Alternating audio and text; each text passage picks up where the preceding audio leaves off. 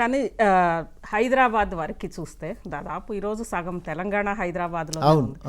హైదరాబాద్ చూస్తే బీఆర్ఎస్కి చాలా బంపర్ మెజారిటీ వచ్చింది. ఏంటి వైరుధ్యం?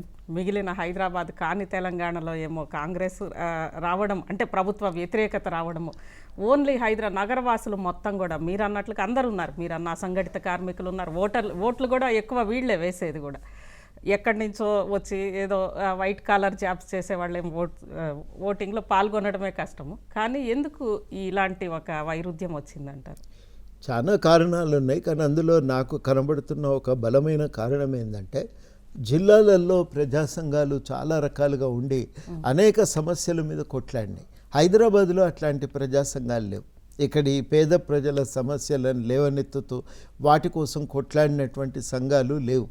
గతంలో ఉన్న వామపక్ష యూనియన్లు అవి ఇప్పుడు బలహీనపడిపోయినాయి. ఇది ఒక సమస్య.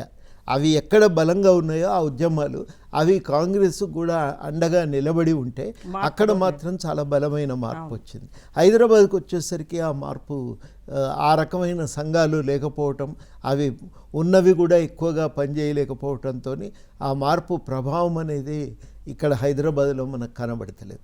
కొంత ఎంఐఎం ఉండి బీఆర్ఎస్కి ఎక్కువగా ఓట్లు, మైనారిటీ ఓట్లను మళ్లించగలిగింది. బీజేపీ కొంచెం ఎక్కువ ఓట్లు చీల్చుకున్నది. ఇట్లాంటి కొన్ని పరిణామాలు హైదరాబాద్కు వచ్చేసరికి ఏమైందంటే బీఆర్ఎస్కు లాభం చేసినాయి.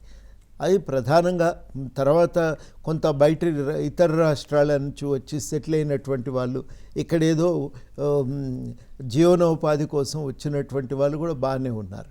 వాళ్ళ ఆలోచన వేరే ఉంటుంది. వాళ్ళకి ఇవన్నీ ఉద్యమము అవన్నింటి బదులు వాళ్ళ దృష్టి అంతా ఎంతసేపటికి ఒక సెక్యూరిటీ, ఒక పరాయి రాష్ట్రంలో ఉన్నాం, మాకు కొంత ఆస్తికి ప్రాణాలకు రక్షణ ఉండాలి. బీఆర్ఎస్ హయాంలో బాగానే ఉంది కదా, కమ్యూనల్ రైట్స్ లేవు, ప్రశాంతంగా బతుకుతున్నాం అనే తృప్తి వాళ్ళల్లో ఉంది. ఆ వర్గాలు కూడా కొంత బలంగా బీఆర్ఎస్ వైపే నిలబడ్డాయి.